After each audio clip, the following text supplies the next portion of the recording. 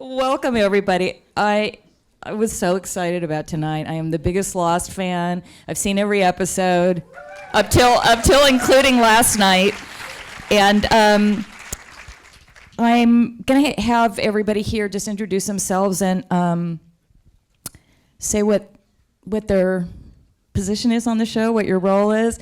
But before, just for 1 second, how many people here have ever been in a writer's room? I'm just curious. All right, so a good number of people. But what we'll do is also we'll have them, since the night is about the Lost Writers' Room, we're going to have them talk a little bit about what a writer's room is and how it works on Lost. So let's just go down and do the introduction thing, and we'll dive in. I like the self-intros. Hi, everybody. My name's Damon.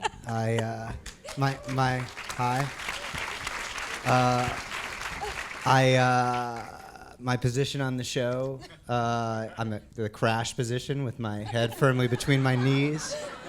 I co-created the show along with J.J. Abrams. I'm an executive producer of the show and one of the writers of the show. Sorry about the self-introductions. It seemed like a good idea a minute ago.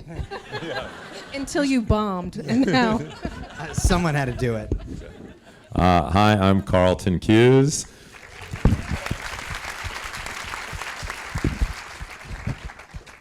I was born in a small...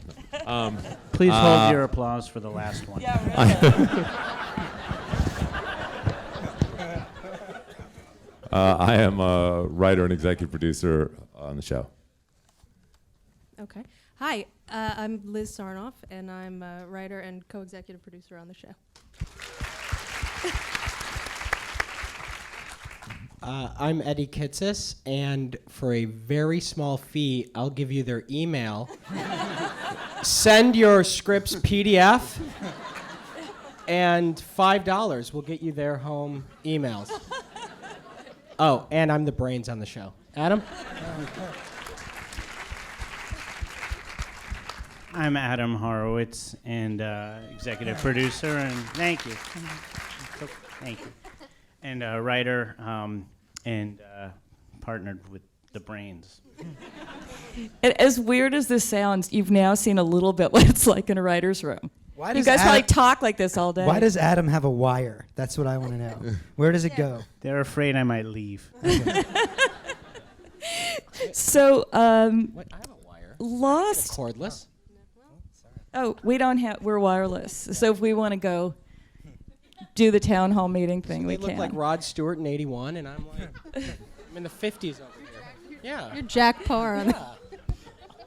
So let's dive in. I wanted to talk about how you guys talk about each season, but maybe we'll start, Carlton. You were just telling me what stage of the process you're in, and do you mind diving in with that? No, we're right now. We just finished writing season 5 2 weeks ago. We just finished the finale, and then we took a whole week off and from writing, although there's still a lot of other work going on the show. And then this week we started what we affectionately refer to as mini camp. And mini camp is sort of like spring football training, or I don't know what the other analogies would be. But Except all of us are afraid of footballs. yes. Just minus that part, exactly the same. So we what we do is basically the planning of the show is sort of done in 3 tiers. The first tier is sort of the overarching mythology, which we've known for a while, and then we basically get together for about 3 weeks at the beginning of each season, and we talk about what the upcoming season is going to be. And we do that without the distraction of having another script to write. And we kind of are in the middle of now sort of coming up with sort of in much more detail what we're going to accomplish in season 6. So we'll do that for 3 weeks, and then we'll all go off, and we will resume in July, and then we'll actually start writing the show.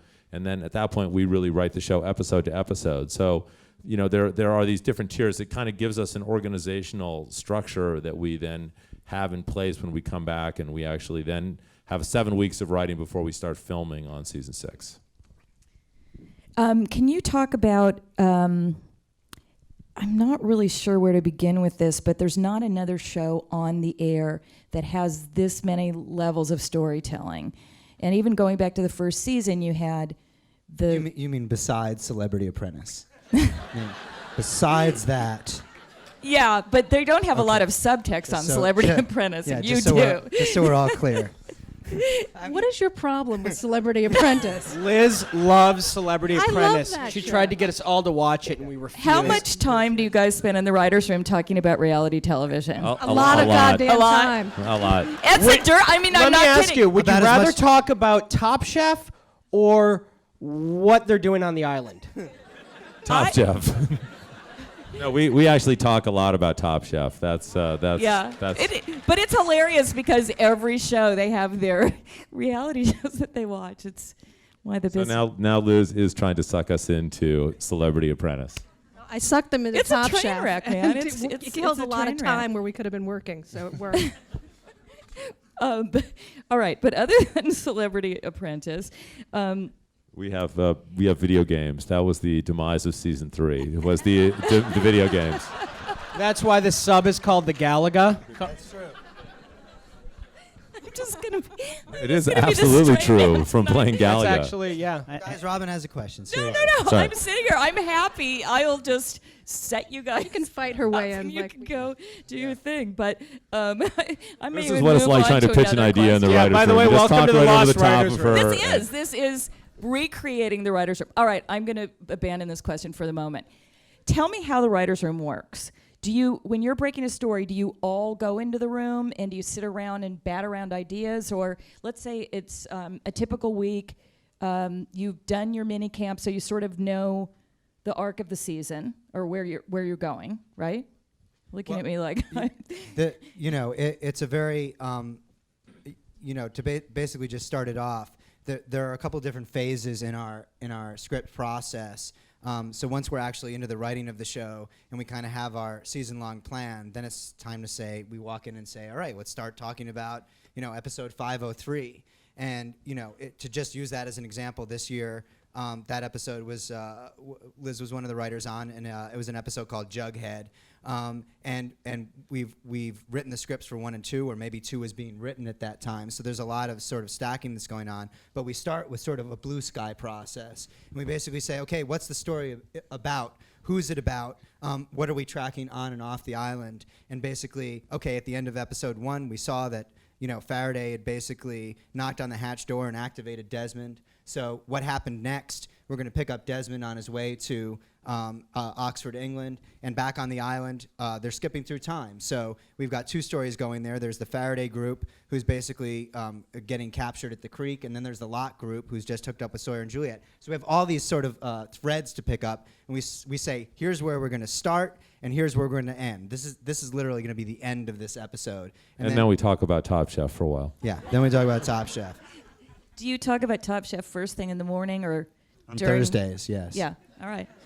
So you guys must be really upset now. It's been over for a little while. But these guys could probably tell you kind of on a more once we've sort of blue skied it out and said, okay, What do you here's mean where by we start. blue sky? Blue sky And, is and I'm sorry, and stacking too. I want to know what both those things are. When you said stacking, well, let Eddie and Adam talk.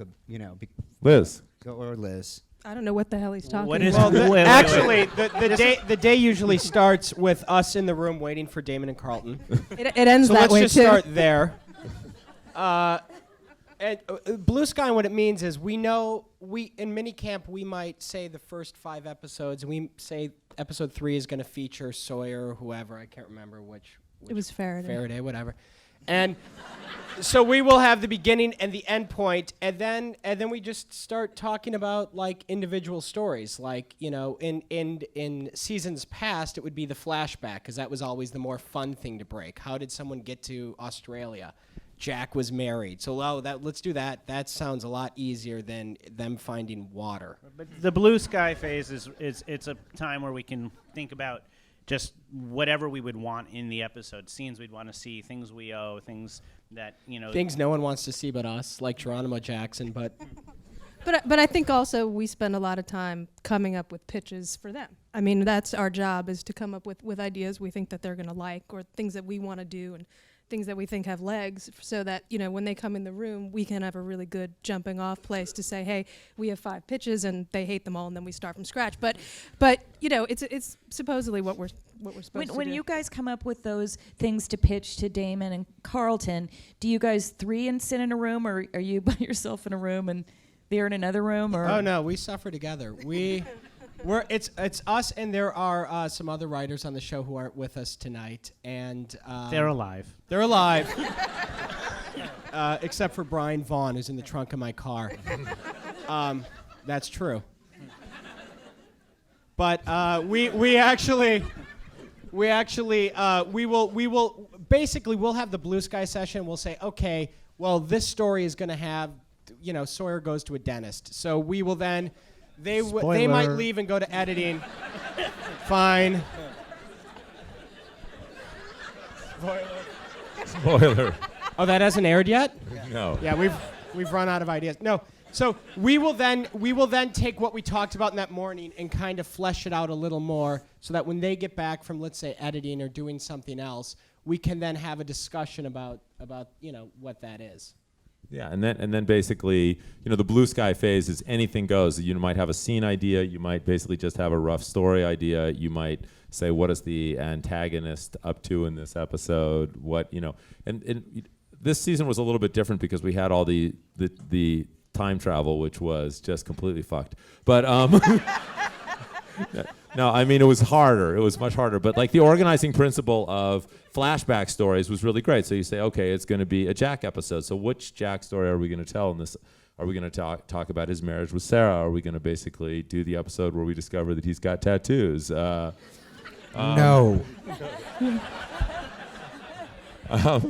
Nobody can let that die, No. can they?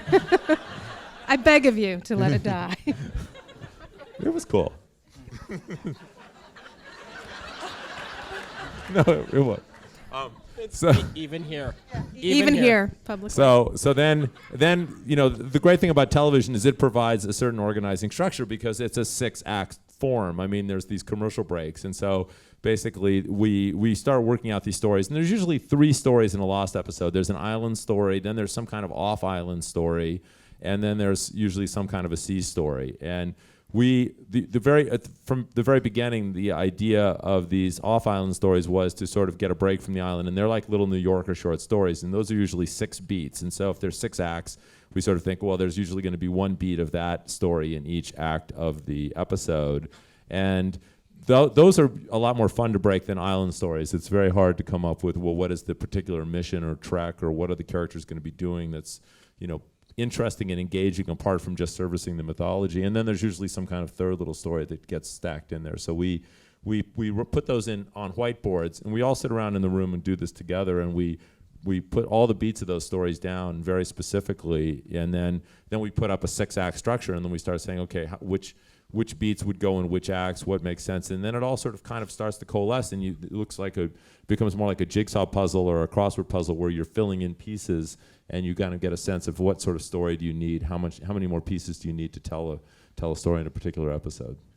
When you when you talk about the New Yorker story aspect of it, did you think of some way, I don't know how to say this, but like a theme that was going to be told in the past off island that was going to resonate in the story on the island, and how did you think about that? I think it's, we've said many times, so to kind of beat a dead horse, that the show is a character show. We always try to approach it as the show would never work if it were just the kind of crazy island show. It's always about the characters who happen to be on a crazy island and are experiencing it. So season 1, the paradigm kind of got born. The flashback stories would be choices that they made in their lives where they made the wrong choice, something that they regret, and then the island would basically offer them some form of redemption. So was that an earthquake or a subway or It's the new subway. the monster? Either way, that's good. Is it Act 3 already? Yeah. But and I think in the first couple seasons of the show there was a theme to every episode, that we would, we really went out of our way to basically come up with cool flashback stories and sort of, connect it to the island story. Sometimes you could be really direct about it. Like Eddie and Adam wrote one of my favorite episodes of the series called Dave, and in that case, basically The people in those three you know, rows really like Dave. her in Our that wives. yeah.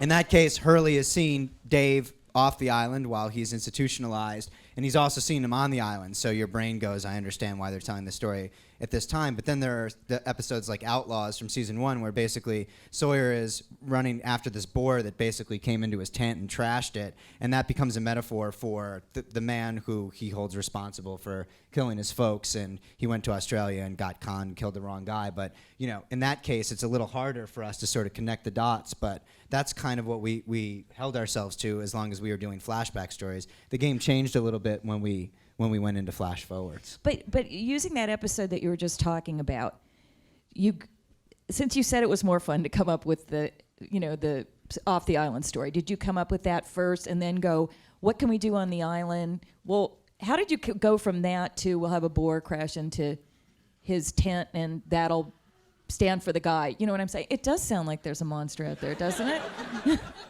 Well, I think Eddie and Adam can probably answer that best, but my memory of that episode is basically we were at a point where we had known for quite some time, okay, what is it that got Hurley in the mental institution? This was a big mystery at a certain point in time.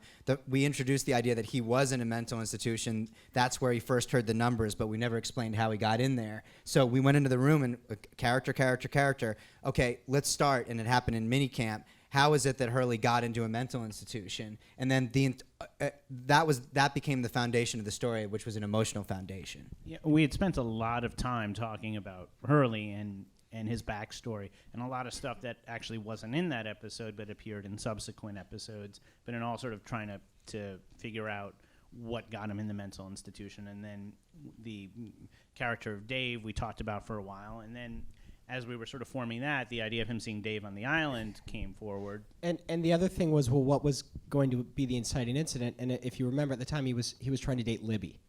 So this was a moment where Hurley was trying to change his behavior.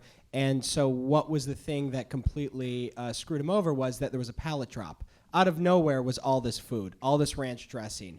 And he was like, how can I be on a diet now? And so that again, it's all on character, which was, if you remember, when Dave was trying to talk to Hurley and say, this is all happening in your head, the one thing that finally convinced Hurley is he says, come on, this blonde appears from the other side of the island and likes you. And so we were always trying to get back to that character place, which then, as Adam was saying, it was, in the mental institution, he was there because he felt guilty about himself, and we just kind of tied it together thematically.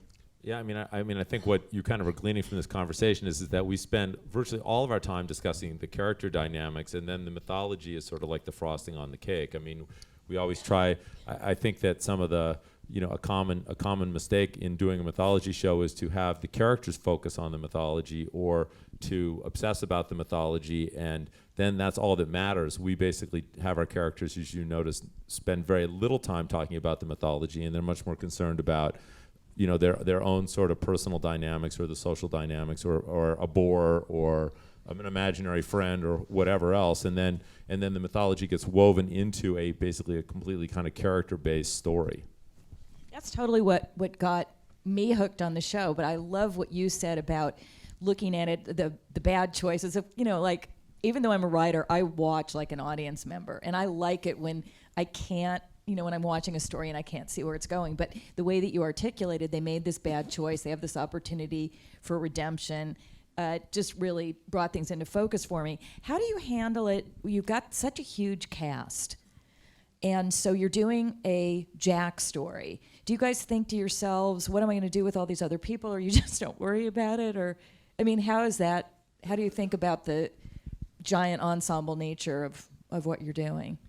I think that, for us, from the word go, and obviously when we did the pilot, there had to be sort of like 2 or 3 scenes for each character to introduce them and to kind of see, who took flight. But we realized almost instantly the first episode that we broke was Tabula Rasa, which was a Kate episode, and basically started the flashback paradigm, the single story. We're basically going to say, here's what's happening for Kate. There will be other scenes like Locke makes a whistle and that kind of stuff. But, you know, that was a story back in season 1, believe it or not. He finds the wood, he gets a knife, it's a whole thing. But That now, sounds so good right yeah, now. exactly. Locke makes a whistle. But because you didn't know these people, all those things that they were doing were fascinating. So, you know, we very clearly started saying, oh my God, like, but what is Sawyer doing, and what are Michael and Walt doing, and what are Sun and Jin doing in this episode? And we said, it's great that we're feeling this way. Maybe the audience will feel this way too. Maybe less is more. Maybe it's that sort of idea that, you know, when you get a pack of Starburst, you never know what flavor is going to come up next. And, you know, if you're holding out for cherry, you'll eat like 5 Starbursts that you fucking hate. Just to get to cherry. My cherry is Locke. So, you know, but everybody, does that sound dirty? Yes. It sounds dirtier when you Yeah, call me all at right. night and I'm say gonna that. stop talking now. That's when it sounds really dirty. But you know what was interesting also about what you're doing, and this is, I know we were all joking, but not joking about reality shows. But one of the things that I liked about reality shows is there's a bazillion characters, and each week you focus on someone. It's just that you sort of know, oh, we haven't paid attention to you, so you're off, you know, or one of the 2 people that may be off. But I think that people were sort of more used to seeing that, where you can focus on a different character. But I love that, and I had that without thinking about. It was your cherry, Robin. It was not my cherry. I'm into orange. Oh, okay. Thank God. I'm so uncomfortable. I don't know what to do with myself. We learned in sexual harassment training this is called unwelcome. I, of course, missed that day and had Adam sign in for me. They You all Being a certainly partner. did miss that day. The entire thing was done for your benefit. you know, since we're They're talking kidding, about sweetie. sexual harassment, What? My wife is sitting there going, what does my husband do? I ask people to take their tops off. That's what I do. No? I was going to ask Liz, not a sexist question, but is there any, you know, there's all these guys. First of all, you don't wear glasses. Is that a problem? It's an enormous. She just said that the other day. She wondered, like, what is with this? Why am I the only person without glasses in here? I wear contacts. Yeah.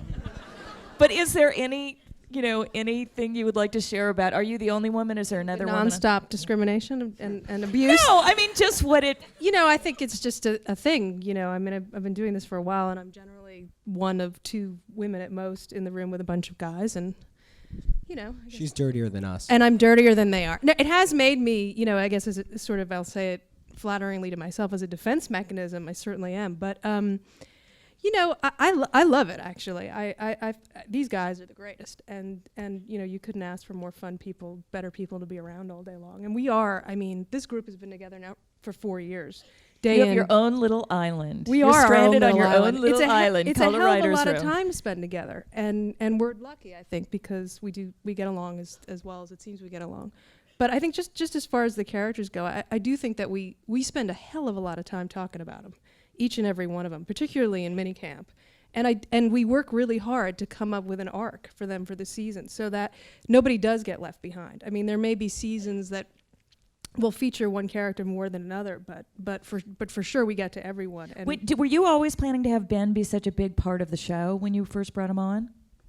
Because that actor just yeah, took I on a mean- life of his own, but I didn't know what your. We yes and no. I mean, we knew that we had this character who was going to be the leader of the others, but when we cast Michael Emerson, we basically had sort of a 3-episode plan at that point in time for this character was going to get captured, would sort of be a prisoner of war, and then he would escape, and then we would discover that he was actually the leader of the others. But we also had a sort of backdoor plan that if that actor didn't turn out to be great, that guy didn't have to be the leader of the others. We didn't have to employ that at that moment in time, and we knew we had to introduce that. But we then, you know, we were talking about actors who we liked, and Damon and I both had loved Michael Emerson, particularly in The Practice. He'd won an Emmy playing the serial killer. And we called him up, and we got him, and he was walking down the slushy streets of New York in the winter and said, hey, you want to come to Hawaii and do 3 episodes of the show?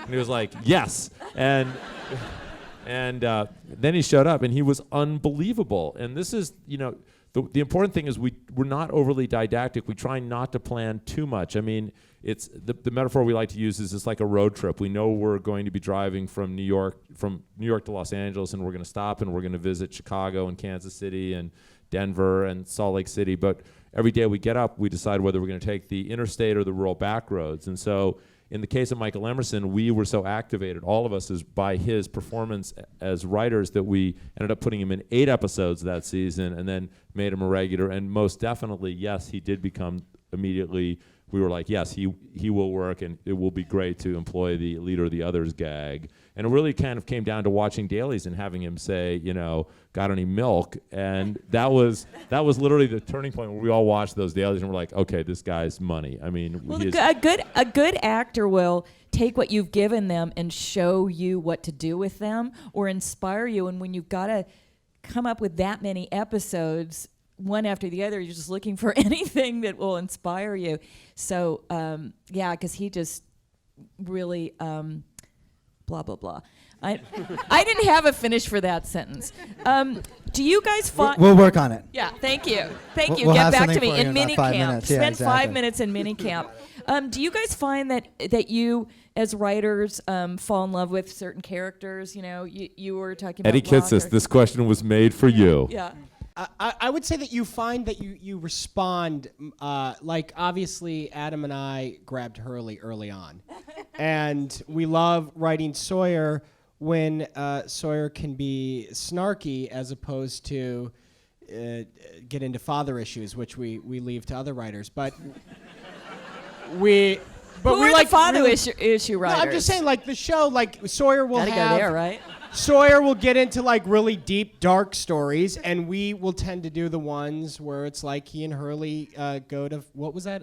What was the one where they went out there? The and got van. the snail. It was a long time ago. Yeah. But yes, you find yourself. You love all the characters because, as Liz said, you spend so much time with them. But there are some that you might speak to you a little more. But I think Eddie is kind of underselling himself because Eddie in particular loves to invent these characters that work their way into the show, like Carl, Alex's Neil boyfriend. Frogert. Neil was pitching Frogert. forever. He was pitching forever. I mean, finally he just wore down like, yes, Neil Frogert will be on the show. It's a slow Jedi trick because I come in and then they say, well, maybe there's a sock in the back, and I'm like, you mean Neil? And they go, what? I go, you mean Neil Frogert, right?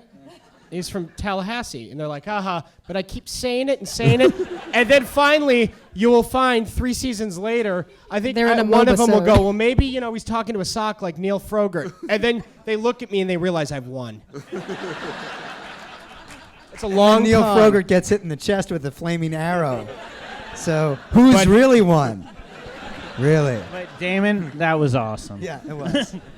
There's really do seem to be father issues with Jack and his father, with Locke and his father. That was a bad one. Kate killed Well, her you mean father. Just because he got his kidney taken. And then he shoved his son out of an 8-story window.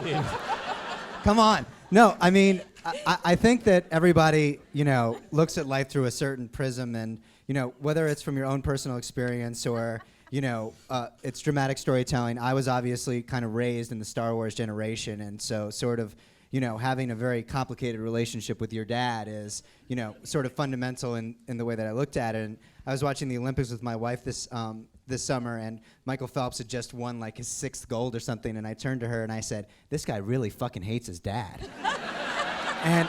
And there's his mom like this, but the dad nowhere to be seen. And then you find out, like, why is Michael Phelps' father not there? He's like a cop in like New Jersey who hasn't spoken to him in 14 years. So in my brain, I look at it through that spectrum, which is that's why he swims the way that he swims and smokes bongs the way that he smokes bongs. We look at the show through the prism of these are all really dark. That's the secret, Michael Phelps. That's the key to Lost, right there. No, if you choose to look at through that, I think that we look at Lost through that spectrum, which is for some reason it's very patriarchal in terms of damage was done unto these people primarily by their fathers, not by their mothers. And Well, in fact, if it's by the mothers, they go into comedy. Yeah, that's true. But all the relationships with mothers, like actually, this is something that Eddie and Adam have really brought to the show, that Hurley's relationship with his mom is actually an overwhelmingly positive one. Good one. Yeah. We didn't want to ruin that one. Yeah. That's why you don't see a lot of Hurley, her. Hurley It's not a lot though, of if drama. you remember, his father left him when he was young. But I think it also gets back to your original question, which was, do you have theme? We have themes for episodes, but the show itself has a big theme, and that happens to be one of them. Oh, is the There's father issues. I mean, that's just kind of I think one of the bigger themes of the series. But I also think it's relatable. I mean, Yeah. it's and not the like I'm going to say show of hands Michael who and here has Walt, father too. issues. How many but- people have been in a writer's room? How many Yeah. people are Writers Guild members? How many people have father issues? Father issues. Is this like Dr. Phil now? Those It's like four awesome. guys over there. You were not admitting it. But I was just thinking, too, of Michael and Walt, where there's that whole other, they're estranged, and they're trying to find it. Yeah. It's a good crutch, really. No, I mean, look, thematically, these characters are all dealing with lots of issues, and they're searching for redemption in their lives. And, it happens that, we kind of try to find powerful, emotional conduits for those thematic concerns that we're exploring. And that often does take the place of there being, father-son issues. And, that... We wanted all the characters to be orphaned, to kind of not have had those emotional bonds form with their folks so that they would be forced into relationships with each other. So, it just felt like, for them to be sitting around and, for Kate to say, yeah, I had an overwhelmingly positive experience growing up, but I also blew up my stepfather. It just feels like in order to get them to the point that we needed to generate drama, they had to be dysfunctional. Gosh, that seems so obvious when you're saying it, but of course it's, setting off... It was actually her father. Right. Well, she thought it was her stepfather. No, she But knew it was her still, just the idea that they're all orphans. I don't know. I never put that together that they're all orphans, and that they're I did obviously that people who were able to be heroic when they weren't able to be heroic in the other part of their life, And then do you, like when you were talking about Hurley and the mental institution, do you do things like you'll do an episode, you'll make a choice, you'll put it in the episode having no idea what you're going to do with it in the future? In other words, you'll make a choice of something that you're going to go, we're going to go back to that later, but we don't exactly know what that is? Is this making sense, the question? No, we plant things that we know that we are going to use in the future. We might not know exactly when we're going to get to them or exactly what the path is to get there. But it's a lot like an iceberg. I mean, we spend so much time talking about the show, but 80% of what we talk about is underwater. I mean, the show is like the top 10 or 20%. And so a lot of these things, it's funny, like we had a network note recently, like, can you kind of re-explain to the audience what the Dharma Initiative is all about? And we were like, oh yeah, it's like we talk about the Dharma Initiative all the time, but the idea that when was the last time in the show that we said, okay, this is a group of people that basically went to this island. The Dharma Initiative was trying to conduct peaceful research for the betterment of mankind, as opposed to other organizations that were conducting research for, like military-industrial complex kind of stuff. And we kind of think these things sometimes and we know them, but we don't necessarily recognize when we haven't articulated them in the show. So we'll have an idea for something, we'll plant it, and then it'll pay off. Like probably the most notable thing is the four-toed statue, right? I mean, that's something which we knew was going to show up later in the show, but we planted it. What we were not expecting was that people were going to be so curious about it so soon and for so long. But we did have a plan for it. It's like an iceberg on a road trip. Where you're eating Starburst. This is the time in the room where I would pretend to go to the bathroom and just check email. I'm Never sorry, heard the of it. internet. I like to check the boards when I really want to feel horrible about myself. When I want to have people single me out as the worst writer, that's when I go to the boards. I'm the worst writer. Yes, we trade. How do they know? What's great is that you will do it. We did an episode called Expose, which we did for the fans. We put in things that we thought only the uber fans will like. This is for you, my friends. And we got it back, and they were like, nothing happened this week. It was like a gift returned. Because we cut the inhaler thing. Yeah, that could be. So yeah, I don't read the boards as much anymore. Yes? Somebody want to ask a question? This, I'll go to you second, but we'll go to you first, right. As long, the lady with the red shirt on, yes. And the blonde hair. Oh, I didn't realize I was wearing red. Hi. First off, you're fabulous. I face east and bow. Secondly, one of my biggest questions, because I'm primarily a feature writer, and one of my biggest questions about television, and especially writing something so intricately layered as you have, as far as story arcs and how you anticipate that, like for instance, did your first season Bible assume you'd be off the air at the first season and you'd wrap? Were you going to leave it up in the air? Did you assume you'd go on at the end when you knew you were going to get renewed? Was it like, oh shit, or or was it a good thing? Like how? No, I'm sorry. No, I'm just curious What's this as to Bible how, you're asking about? No, I mean, actually, I'm curious as to how that's a you very good question. I mean, kind of contingency plan, how you change things and how it it was evolves. incredibly liberating at the beginning because no one actually thought Lost was going to work. And so when we started the show, it was really basically, I think everyone thought this is a fantastic pilot, but no one knew where the show was. And everyone thought it was going to be sort of 12 episodes and out. And so basically Damon and I sat down at that point before these guys were on the show and sort of said, hey, let's just make the 12 best episodes of television that we can, that just are cool to us. And if we go down, let's go down in flames. And for us, the motto was like The Prisoner or Twin Peaks, which were short-lived shows, but kind of continue to this day to still be engaging and fascinating. And so what happened was we were on that path, and then the ratings for the pilot came out, and I remember actually Damon coming into my office, and he was nearly in tears. There's never been anyone in television sadder. There's no nearly about it. To see good ratings. He was like, oh my God, we have to keep fucking doing this? Then we cooked the mythology.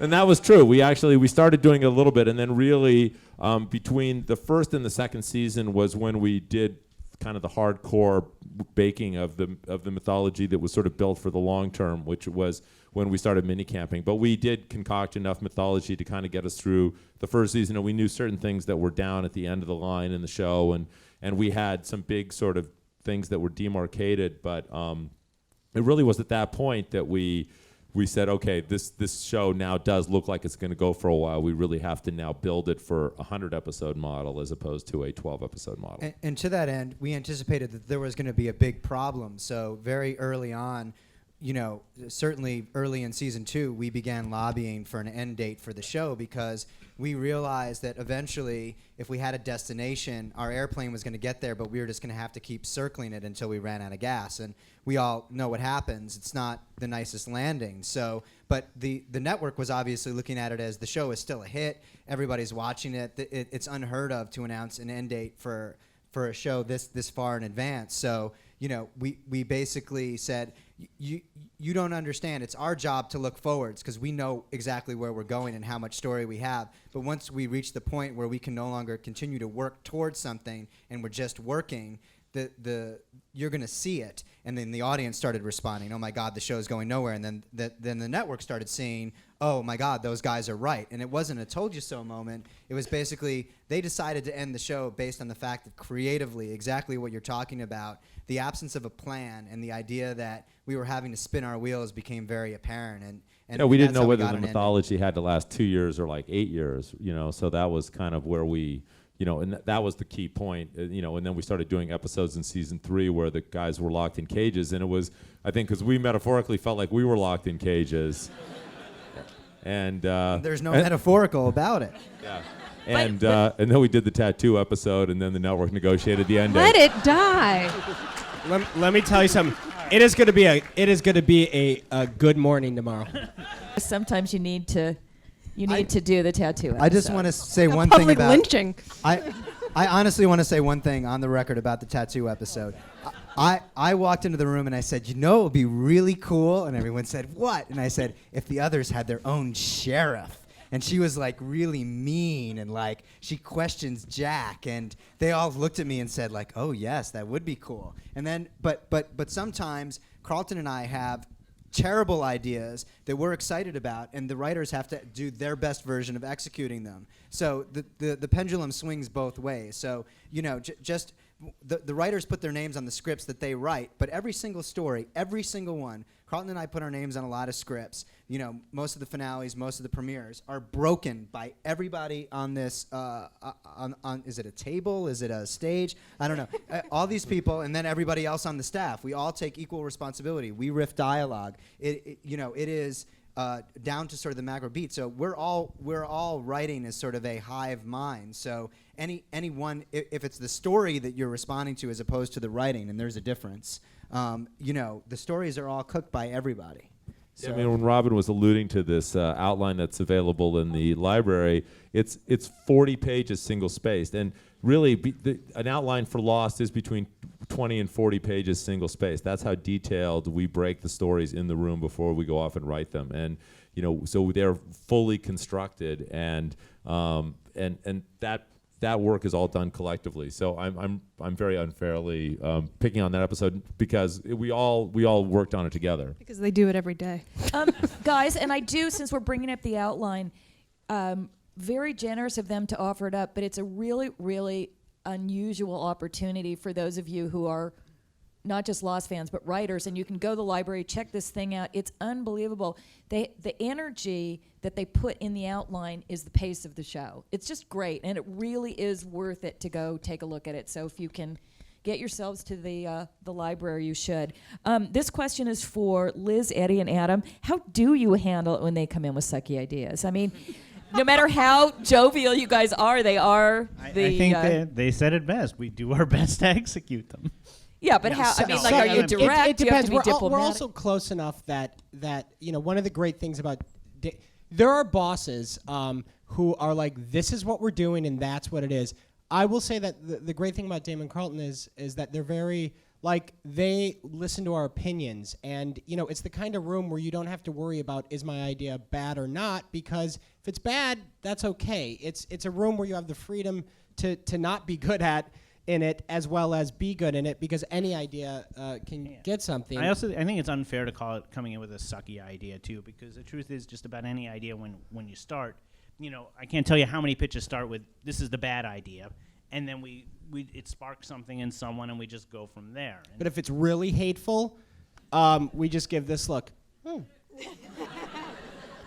And then they know. I think also, I don't think we've ever thought, oh, that's a really sucky idea, I'll just sit here and smile. I think that we've never gone about trying to make a medium episode of Lost. I think the great thing about writing the show and working for these guys is that it's always got to be better, always got to be better. The good idea is not good enough. And we're always trying to make the best possible episode, but you can't win every single time out of the gate when you're doing 100 episodes of television. So, obviously, I think particularly the three of us, if we really feel strongly about something, these guys are great about listening to us and taking us seriously, because we don't say it a lot. They're not shy. And that's everybody's very opinionated in the room, and we appreciate that. It is we appreciate hearing when things are not landing. But there's an energy in the room too, though. It's like when an idea is landing, you can feel the enthusiasm that everyone's having, and you just sort of know it. So it's like, we keep talking about the ideas and working on them until you get that feeling where everyone's like, yeah, we got to do this. Well, writer's room is a really, really intimate place. It's why you have to have a certain chemistry where people are comfortable. Sometimes somebody will have a terrible idea, and it's what triggers everyone else into a better idea. And I've been in some rooms where people are so negative or so critical, or, you're not allowed to have fun, but also just throw stuff out and feel comfortable. So you guys definitely seem like you've got a good dynamic. The thing about us is, we've all worked together since Eddie and Adam came on at the the middle end of season 1, and Liz the very beginning of season 2. So we've all worked together for 80 to 100 episodes. There have been a lot of when new writers come in, I think it can be potentially brutal for them. Yes. There is sort of an initiation process, as it were, where basically I can only imagine, we have a couple of them here tonight, people who are starting for one in particular is starting for season 6, and I can't even imagine what it's like for him to come on for the final season of the show. Why don't you just stand up, Jim? Why don't you just Ladies stand and up gentlemen. there? Stand up, Jim. Our new writer, Jim. The guy with the glasses. That's the key. I thought we said stand, we said Jim. stand. Jim We said actually, stand. this is a Jim started as our PA, which means that he got us coffee and Lunch. and then he was promoted to be the writer's assistant, so he was in the room with us transcribing all the insanity, and impressed us so much that he has earned himself a spot for the final year. So if you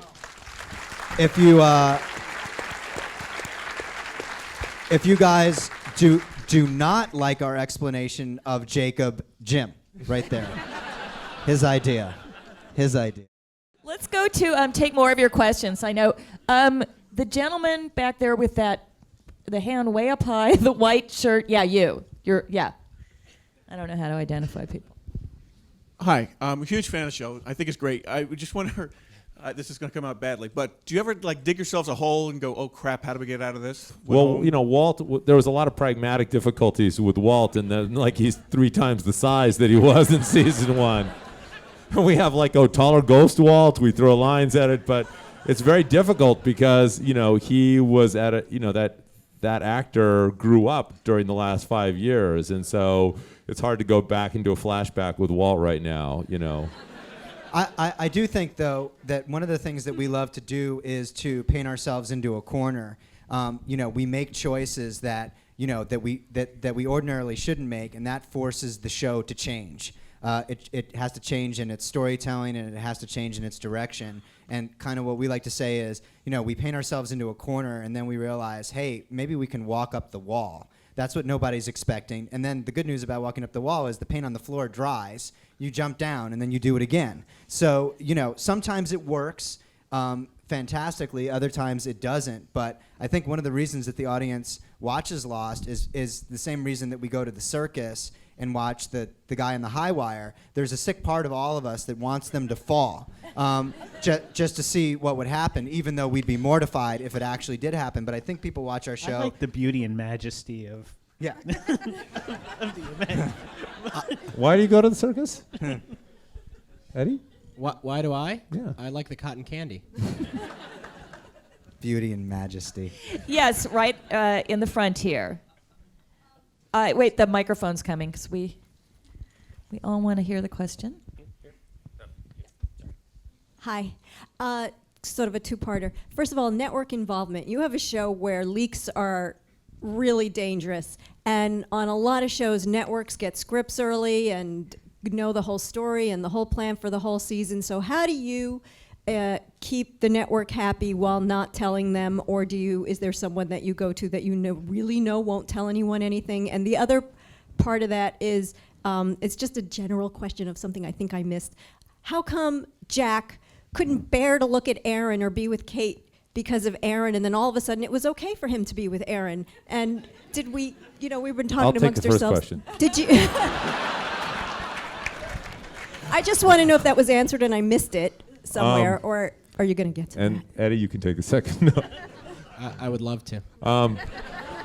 The leak part, basically, yeah, I mean, it's a real, it is a real concern, and unfortunately, it is very hard. There's 425 people who work on Lost between our people who work on the show here in Los Angeles and our crew in Hawaii where we shoot the show. All these scripts are, they're all watermarked. The cuts that go out are watermarked. There's very limited distribution. But, it's very hard. I mean, we had a lot of problems this year with all this Dharma stuff because basically we shoot in public places in Hawaii. People drive by in their cars. They have telephoto cameras. They take photos of people and, they see our characters in Dharma jumpsuits. It's pretty hard to kind of keep that hidden. We really do our best. I mean, and yet we also recognize that it is very hard to not have people spoil the show who want to spoil the show. We just hope that, and we work hard at it because we do believe that the experience of the show comes from the surprise. I mean, last night's episode was a good example. I mean, we really wanted that to be a big surprise. I mean, the end of that show was kind of a very, I'm not going to tell you what it is for those of you who still have it on your TiVos. But you should watch it live if you have a Nielsen box. It involves Sawyer and a dentist. Okay, now you answer that thing about Jack. Well, the best part of my job is being able to pass the buck to them. Damon, why don't you take that one? 90% of the stuff I get on the show is I'm like, Damon and Carlton want this. I and would they like to don't want answer it. the It's Jack me. question backwards, and then you can play it forwards later. No, I think one of the things about the show is, so basically we see a scene after Kate gets off, in her trial where she's in the parking lot with Jack. Well, that sounded dirty too. This is another scene where Kate gets off. And basically she's like, Aaron would really like to see you, and he clearly can't get over it. And then the next time we see Jack and Kate, they're clearly back together. He's about to propose, and she basically says to him, Jack, I'm really glad that you were able to change your mind about coming to see Aaron. Now, this is a great question that you're asking, actually, because we as writers basically say, is that a story? Is that worthy of a story? The story about the time that Jack changed his mind. How he went from, wanting to see Aaron, not being able to see him and wanting to see him. And what really happened there? We have a conversation, we talk about it, and then it's pass-fail. And that story failed. We hope that the audience would be able to intuit, okay, people change their minds. Jack obviously loves Kate. He misses her. He's a successful doctor. He feels something lacking. That story is not one that will probably ever be told. And if it feels like it's a missing piece, that's one of the things that we sort of have to live with as writers. For all the things that we're trying to plug into the mosaic of the show, we are fallible. There are things that slip through the cracks. It's not to say that we don't care about it, but there are things that we probably care about more. So the answer to your question is, Jack was in his bedroom, and he watched a Hallmark commercial, and he. But did we know why he didn't want There to was a see baby Aaron in in it. the first place? What's that? Did we know why he didn't want to see Aaron in the first place? You only get 2 questions. Let's take another question. This gentleman, right there, and then we'll do one. We'll get over to that side. Thank you. It kind of goes into what you were saying before. I mean, I don't know, the conversation drifted, but you were talking about there's nothing like this show on television. So, how the hell did you pitch it? How do you sit? I mean, especially to ABC. No offense against ABC, but I mean, they're they do Desperate Housewives and stuff like that. This is an amazing show. So, what was that experience like? Because I feel like I'm doing all the talking, but just very briefly, because I was there. The short answer is they pitched it to us. That basically this guy Lloyd Braun, who was running ABC at the time, wanted to do Survivor as a drama. He was like, let's do a show about a plane crash on an island. How do we make this work? He had a hard time making it work because I think that they were approaching it as just sort of a straight drama. They were developing it actually with Aaron Spelling. So the pilot that they generated was much different than, and J.J. Abrams is a very successful writer-producer for them. He'd been running Alias for a couple seasons. He was doing a pilot of his own for them. He was overwhelmed, and then Heather Caden, who was a friend of mine, another exec at ABC, called me up and said, do you want to talk to J.J. Abrams about a Crazy Island show? And I was like, no, not really. So I went over there, we met, and then a week later we gave them an outline for a version of it. But the fact of the matter was that because they wanted to do it so badly and there was no time, there was no pitch, to be honest with you. I mean, it all happened very, very quickly. I think if we had ever pitched any version, if Carlton and I traveled back in time to 2003 and basically said, a year before Lost got in the air, we have an idea for a hit show, and here's what it is, and we handed them the pilot, they would have passed. But at what point did you add the supernatural, that element to it? Because that really is what distinguishes it from Survivor. There were 3 ideas in the pilot. One was that they would hear this sort of ungodly noise at the end of the first act that told the audience that it was a mystery show, and we never saw what that thing was, but that it was horrible and terrible, so that people would start speculating as to what it was. The second was that there was a polar bear on the island, so it told the audience that's not supposed to be here. And the third was something that we didn't get to do until a couple episodes later, which was Locke whispers to Walt, do you want to know a secret? And that we knew that the secret was going to be highly supernatural, and that Locke was in a wheelchair before the crash. So these sort of 3 elements were the way that we embedded what has now become an incredibly supernatural show, a highly genre show. But in our belief, it's always been a genre show. But I think that we unfurled it slowly. Yeah, I mean, that was the thing. I don't think ABC really realized what the show was. I remember we were walking our offices on the Disney lot. We were walking across this bridge to the ABC building after the first season to pitch the executives at ABC what was in the hatch. And it was like, okay, you realize we're going to go in there right now and we're going to tell Steve McPherson that there's a guy who's pushing a button every 108 minutes or the world is going to end? Like, do you think we can get a job on Ghost Whisperer? But it is amazing, and I'm sorry. But to Steve's credit, he listened and he was like, "That's cool," And so I think that bit by bit they digested it, and as we pitched pieces of it, they seemed to respond to it, and we really do have to give them credit for basically allowing us to do this show. I mean, they at any point in time they could have put the brakes on and said, "Forget it, you guys, have the characters sit on the beach and it's MASH and they should be having talent shows." I mean.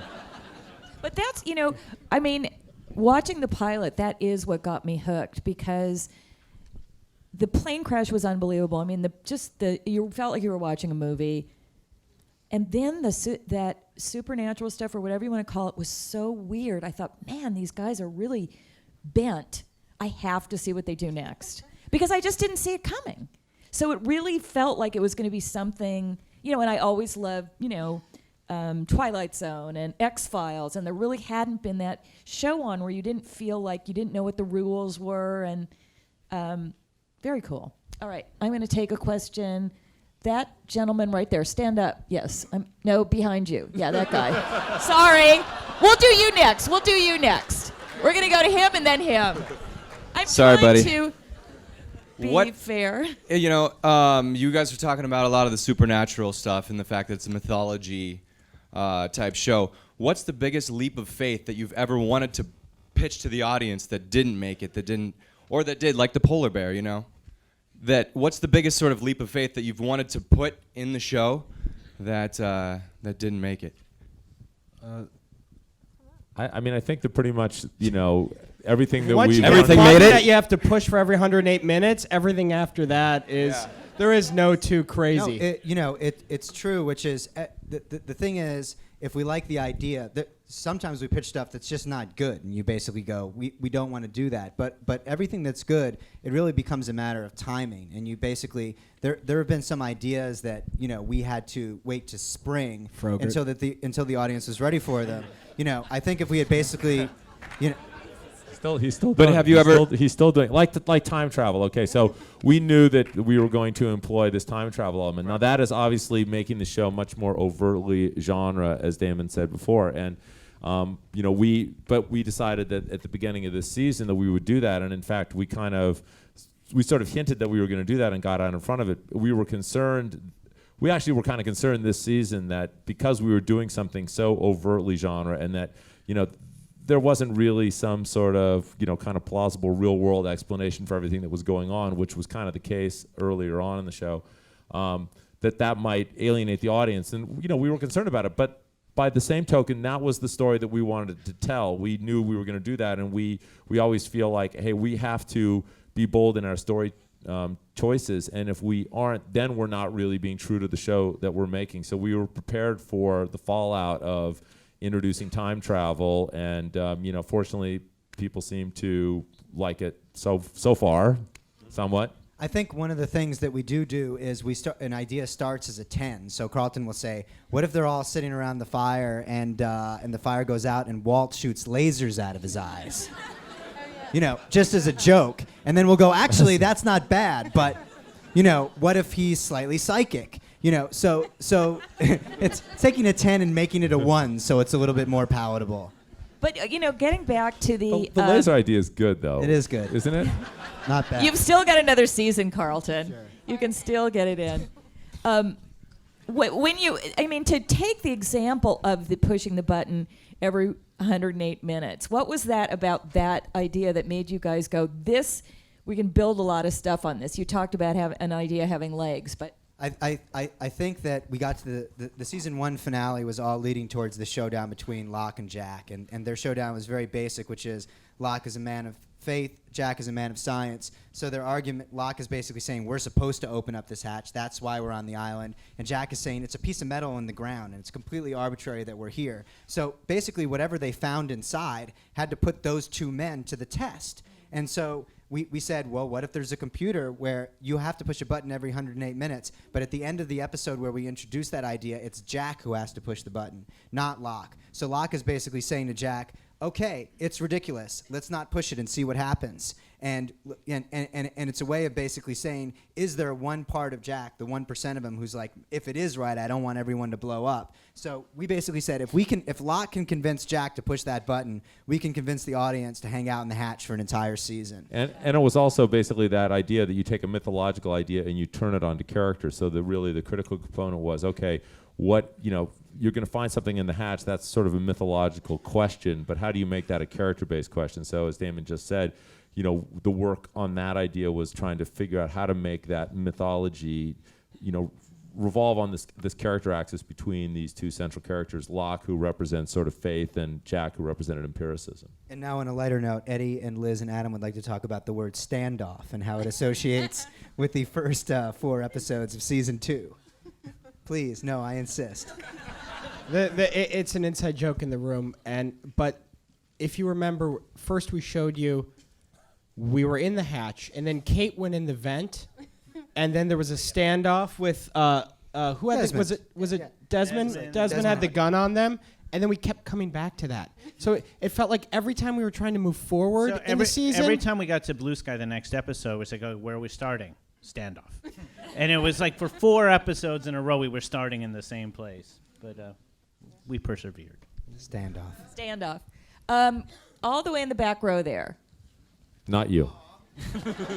I'm sorry. Oh, I'm sorry. And then I'm going back to. Oh, I don't know if you know this. I'm Robin so sorry. hates you.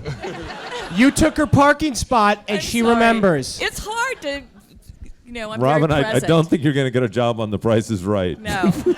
No, darn. This guy, no matter what, this guy is next. Okay. Maybe. Hi. I grew up in Honolulu, so I appreciate the travelogue. It's great seeing. Downtown has been Korea and UK, and you guys have had Africa there. Tons of places around the world. But when you're writing, do you ever say, oh, we can't do the Himalayas, or we can't do a ski scene or something like that? Are you guys constrained that way? Not really. No, I mean, I'll tell you that the biggest advent in the sort of advancement of storytelling in television in the last few years is the ability of television shows to afford decent, CG effects. So basically, we've shot everything on the island of Oahu except for 4 scenes, which for various reasons got shot off the island, having to do with actors or logistics. And so we feel very confident that our visual effects guys can basically take Honolulu and make it anywhere, and that is enormously liberating. So we never really feel like we can't do something. Last night in Moscow, you saw the snow that was shot in Oahu. Honolulu. Yeah. Wow. All right. Fake out. Over here, yes.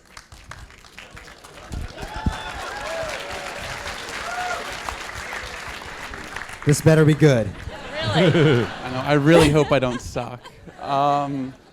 So you talk about planning the next season. Do you know who of all the characters who's going to survive till the very end of the season? And is there any sort of points of contention among the writers in terms of who makes it to the end and who doesn't? And sort of beyond that, is the DUI thing true?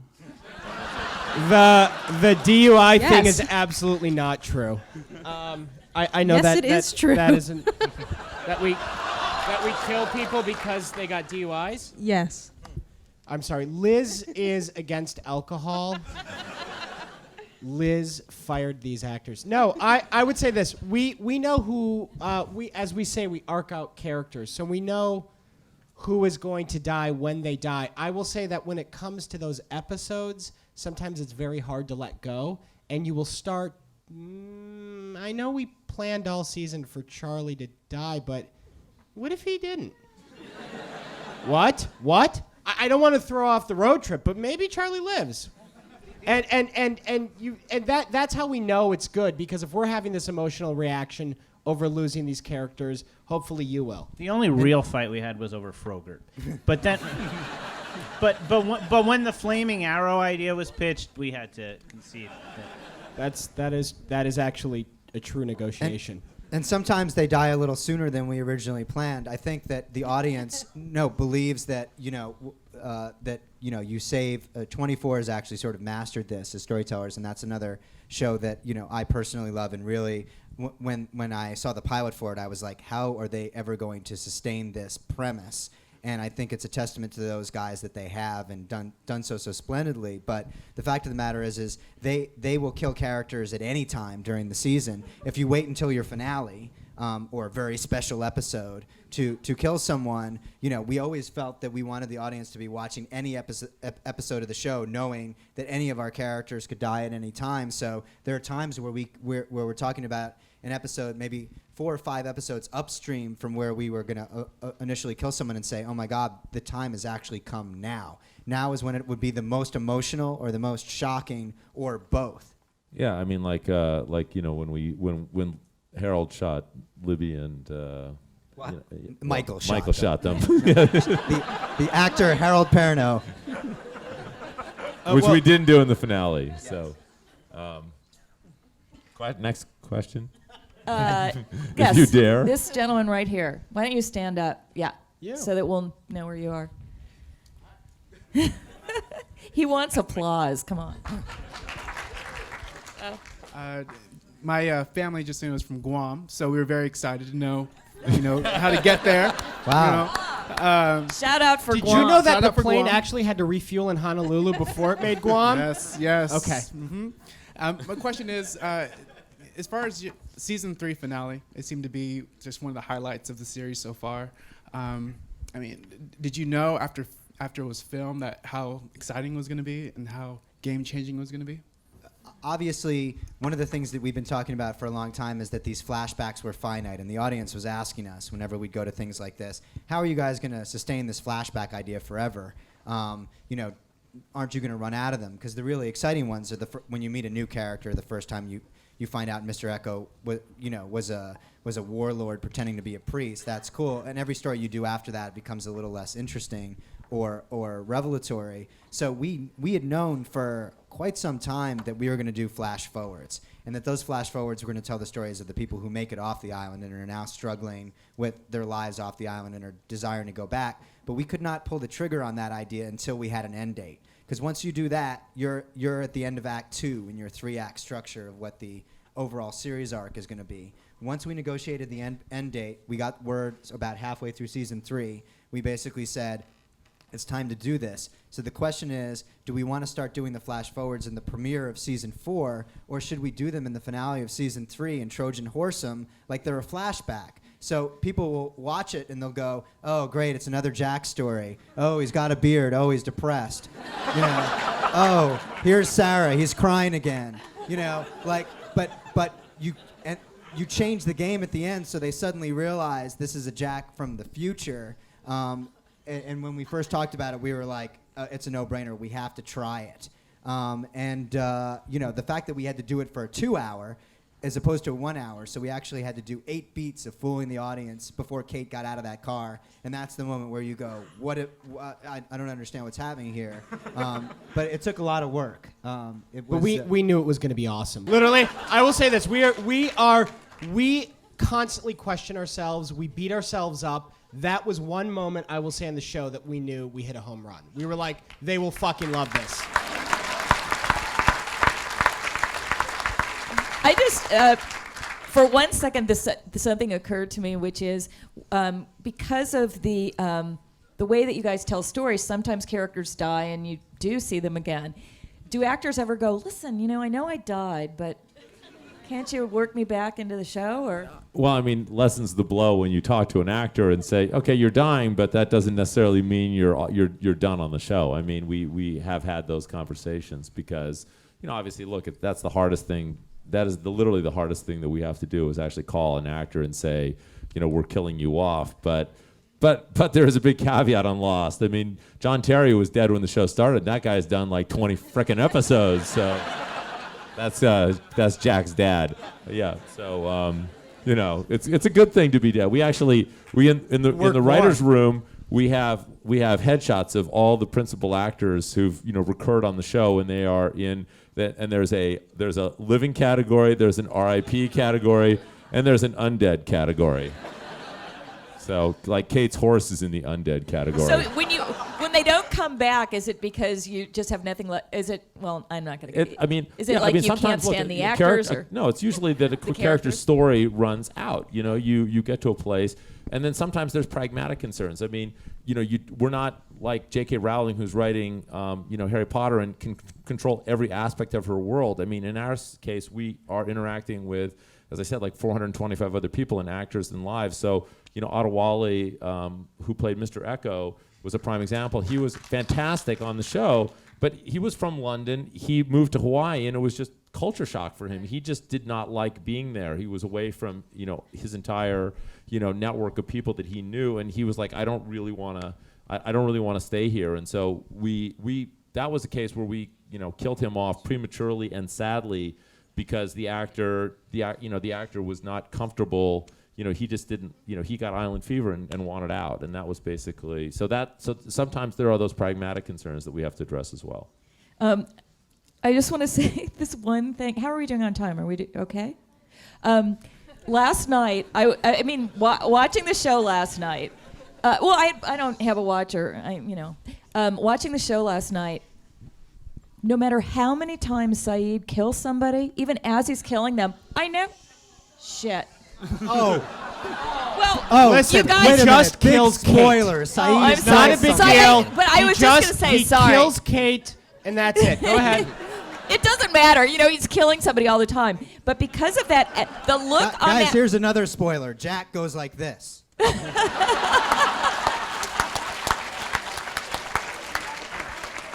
Sorry. I was just going to But say... really, you came here thinking that, oh, wait, I'll just cover my ears and that part. That the actor who plays Saeed never looks like a killer because he's got such vulnerability in his eyes. He's got the sweetest face. And literally, as he's shooting someone, I'm going, he's not really a killer. He is acting. Yes. You're right Juries there. call that Stand the up. soulful defense.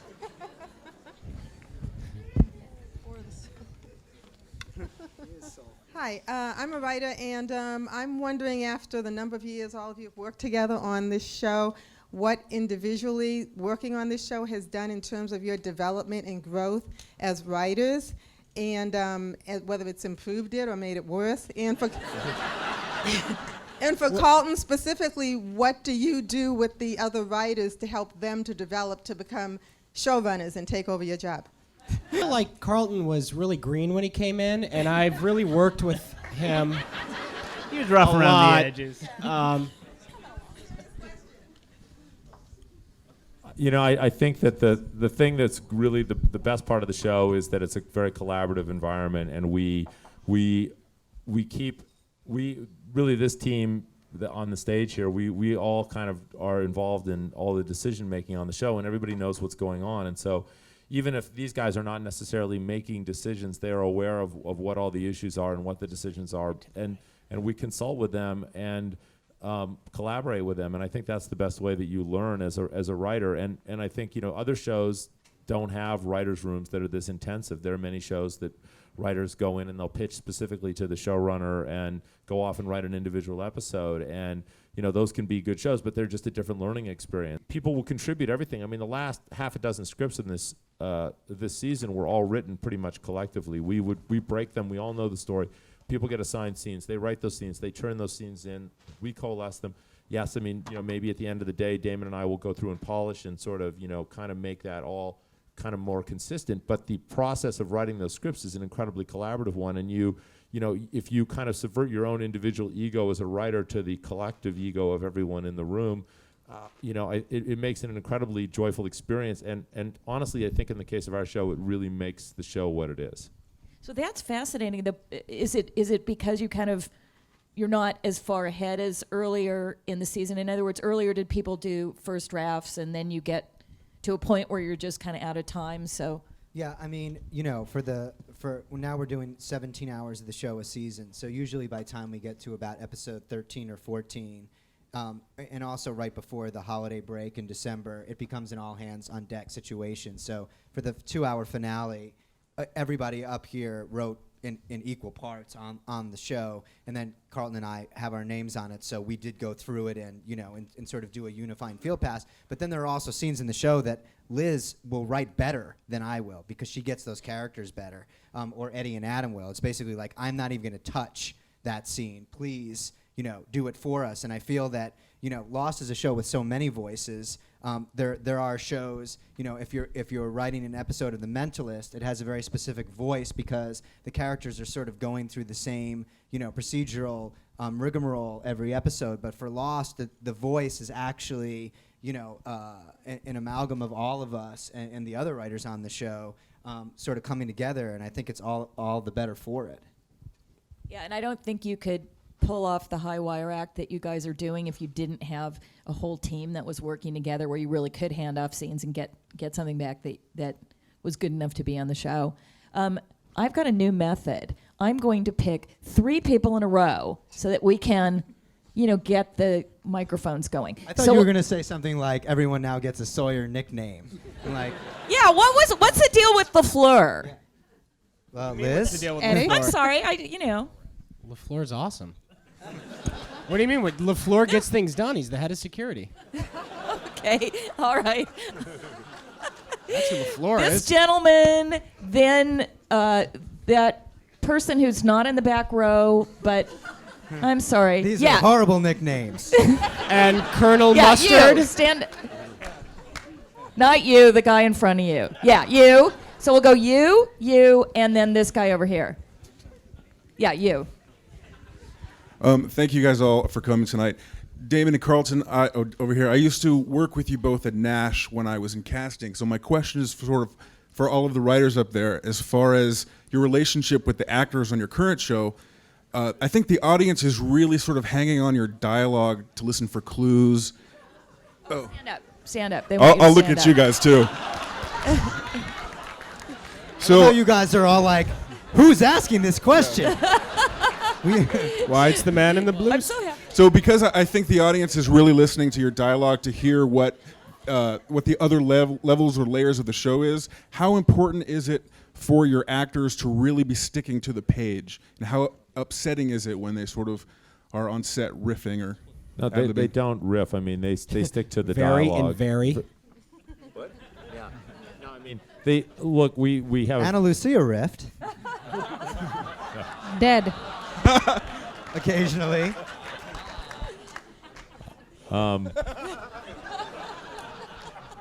She's like, I'm just going to do my own thing with it. Is that cool? We're like, yeah, that's cool. Sure is. It's good though. It's good though when you kill off an actor like that. It's like, the guy who has to kill somebody in the prison yard on the first day and then the other prisoners.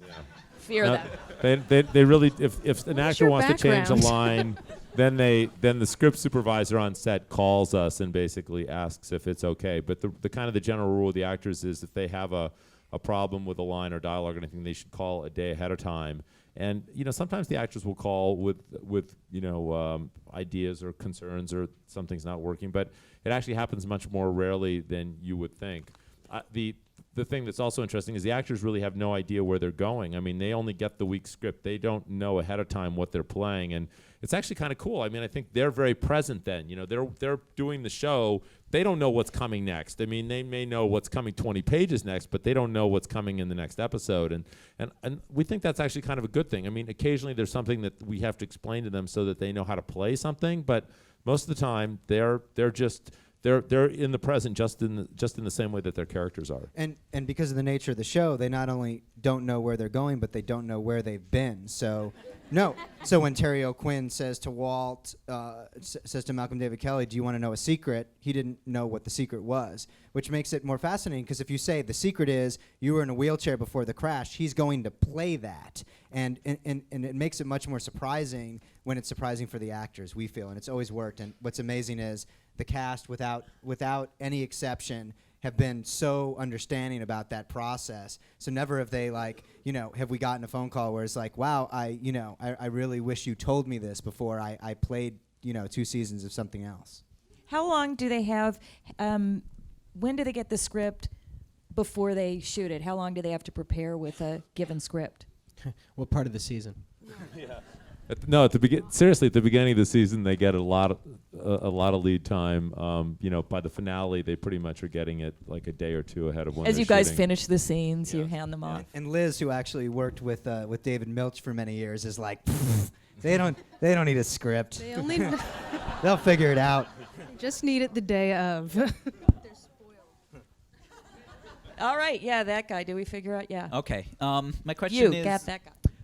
With the time travel Another thing, winner. was this something that you had planned to do a while ago, or was this something that kind of you came up with more recently that wasn't planned before? And does that happen often? where you We have missed this what you idea? said. Oh, he's asked about time Oh, travel. time travel. Okay. Yeah, was it something that you had planned to do a while back, or was it something that came up kind of more recently?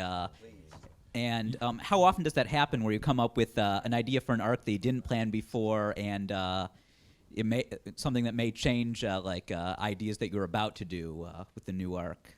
We planted the flag for time travel early on. I mean, Flashes Before Your Eyes is an episode where there is, the concept is introduced. Even earlier than that, we saw Saeed listening to a radio, and he was tuning it around, and we heard like 40s music, and that was a very specific clue to the fact that, that there was, there was time travel and that he was getting radio signals from a different time. It was just a question of this season implementing it sort of full force. Well, this is Carlton from the future who is answering. No, weird.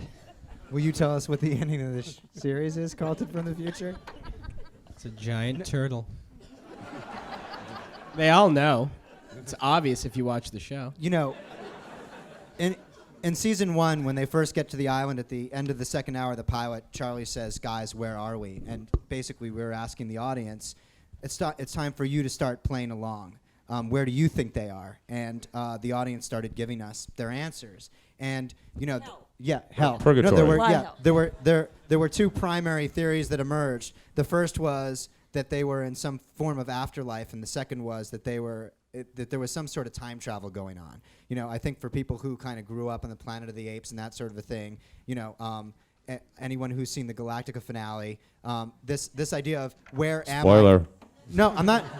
I'm just saying that there is something very fascinating about where am I in time that we have always played on the show and intend to keep playing. The season 3 finale was our version of time travel. You thought you were watching something that happened in the past. You were actually watching something that hadn't happened yet. That whole season was just spectacular. The flash forwards, I was just in awe of that. As I told you many times, Carlton. So this gentleman, and then let me pick the next person. Are there any women? Yes, you, lady. We're going to go to you next. I'm sorry.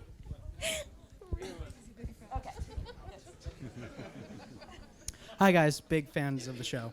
I was just wondering, how do you guys come to pick your writing staff? Like if you guys knew each other before the show began? And also, being writers of one of the most successful and awesome shows ever, where did you guys come from? How did you begin in this business? You guys, everyone should answer that second question. I mean, basically, I think you learn something from every show that you work on, and I worked briefly on this show called Black Sash, and I happened to. It was a job that I took, and it was. He was young. He needed the money. And but the best thing that came out of Black Sash was I met Eddie and Adam, who had been working on a show for the same production company called Birds of Prey, and then they willingly migrated, even though they didn't have to. That show went down. They kind of voluntarily came over and agreed to sort of fill out their term of their contract working on Black Sash, and I just was like, these guys are awesome, and I completely bonded up with them. And so when we were basically looking to hire some writers at the beginning of Lost, and and kind of build the show for the long term, they were the first guys that I thought of. In the case of Liz, he and Damon and Liz had worked together on Crossing Jordan, so yeah, I got my first job, as Damon said, from David Milch, and did a very short-lived show called Big Apple with him, which was his first show after NYPD Blue, and then also took a job on a show called Crossing Jordan where I met Damon, and then I jumped off that for a while to do Deadwood, and then I saw the first season of Lost at home as a viewer, and I had known Damon, and I was just sort of spellbound by it, and I think we started to email or something. Yeah, right? we emailed fairly frequently over the course of the first season, and Liz would basically say, "I love the episode last night," and I would write back, "I cried myself to sleep last night." He was so miserable. Yeah, every week. I hate quit every the show. I can't believe anybody's watching it, and then prompted me to ask for a job. Yeah, then there was a sea change. I loved Liz's writing, and I always felt like there was no way that she'd ever want to come on Lost working on Deadwood. But the bonus of Deadwood was that their schedule was really erratic at that point. I mean, you guys would write very intensively for sort of like 7 months, and then 2 years would go by, and or something. No, like I mean that. it was just that we never stopped working at it, and I had to get up at 4:30 in the morning, and I was getting home at 10 o'clock at night, and I did that for 2 years straight with no days off, and I just couldn't do it anymore. I was just physically worn out. So I like to do a show for a couple of years and move on. The show being the exception, because who would want to leave? But it was time to move on for me, and I was.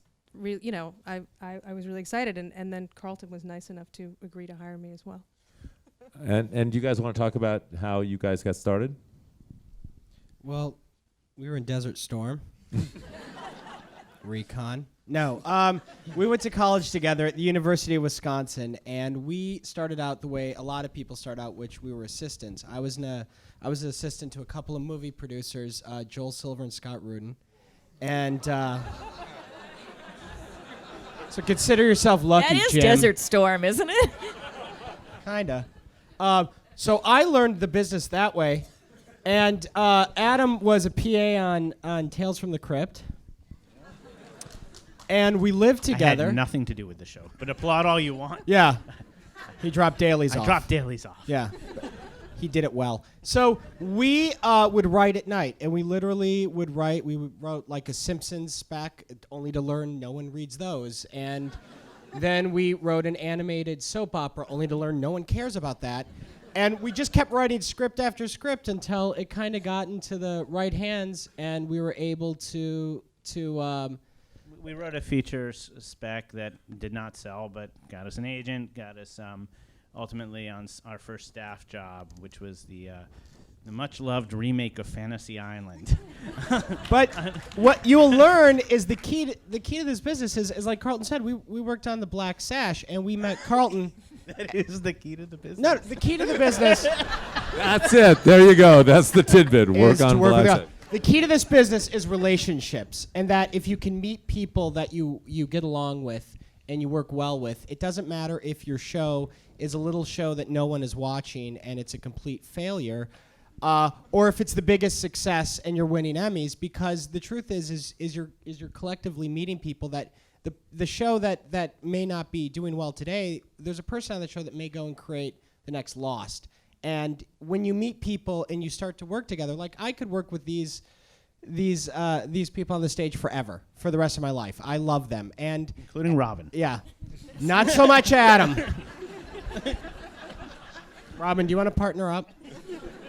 I feel I have Adam glasses. and I are breaking I up. could get darker lenses. And I think that is the key to the business, Adam. Is if you just keep writing, and you build relationships.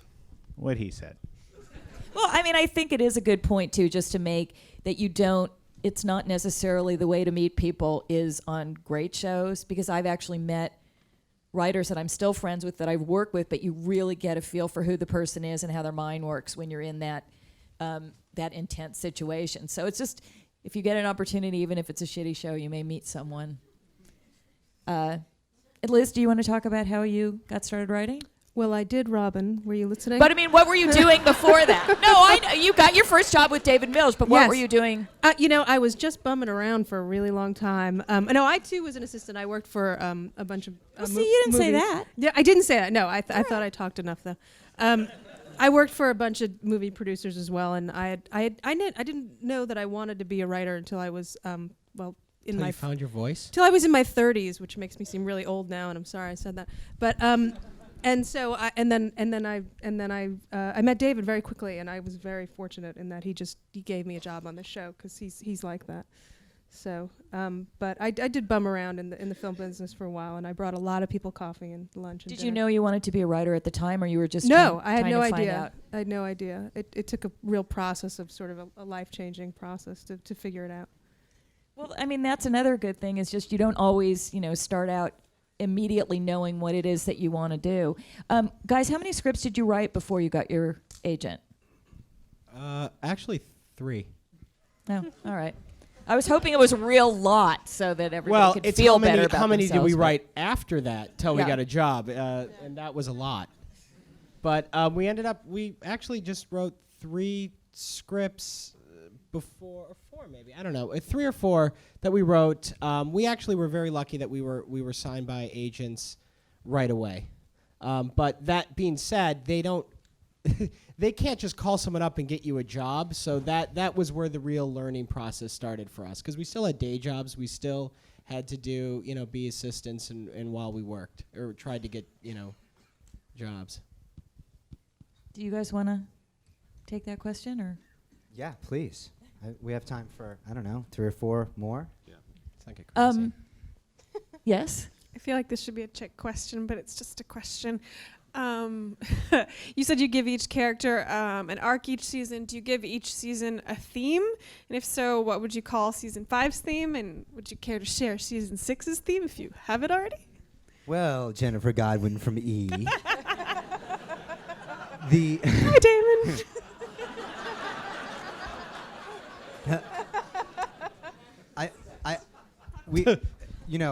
We think that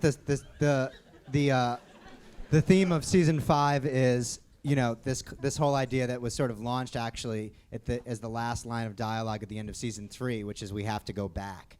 It was about the Oceanic Six coming back to the island, all those guys basically changing their minds, some of them under duress to come back to the island, but the island itself going back in time and sort of beginning to answer the mythological questions of the show and bringing all of those things together sort of in the finale. And as for season 6, we're just not telling you anything. The theme for season 6 is free to be you and me. Way to go, Do Eddie. as you feel. All musical. Hi, I was just wondering, after all of this is said and done, what would be the one thing you wanted the audience to take from this show? And also, what your proudest moment working on the series has been? Other than this right here. What affirming questions those are. Boys? Proudest moment of the show? Frogurt. Frogurt, for God's sake. Neil Frogurt actually making it on. What Billy D was Billy, the- yes, getting Billy D. Williams on the show was actually seriously a realization of a dream. Personally speaking, I think for us as writers, and I can only speak for myself about this part, the fact that we're now about to do the final season of the show and that we're very excited about what our ideas are, but we have no idea how they're going to register with the audience, that we hope that the takeaway is that all of us together, the writers and the audience, have been through this incredible experience over the last 6 years that no one who watches Lost from this point on will ever have. People who just watch the DVDs, you'll be able to watch all 6 seasons at your own leisure. You can watch them over the course of 3 days. You can watch them over the course of 3 months. But this idea of basically, the way that we watched it and the way that we wrote it, the way that you guys watched it, and, that there was a finale in May and then you had 8 months before it came back again, that we hope that you take away from the show not just the story but the experience. I think it's safe to assume that everybody in this room is interested in how the show is written, is probably, enough of a fan to really value the fact of it's activated your imagination in some way. And what's cool for me, that's also my proudest moment, is that the show is sort of, it's become a cultural event, and I feel like we're all fans of the show. We talk about the show as if we were watching it as an audience, and we are as hard on it as any of you are. We will say, Hurley would never do that. We would say, that is stupid. They'll kill us if we do this. Or when such and such a show did something like that idea, it drove us crazy. Or when such and such a show did this, we loved it. How can we rip it off? So, we just want to feel like we're still part of this amazing community, and however the story ends, that experience is a separate and cool thing for everybody here.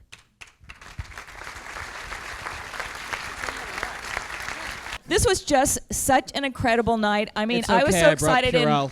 thank you so much, you guys. Thank you.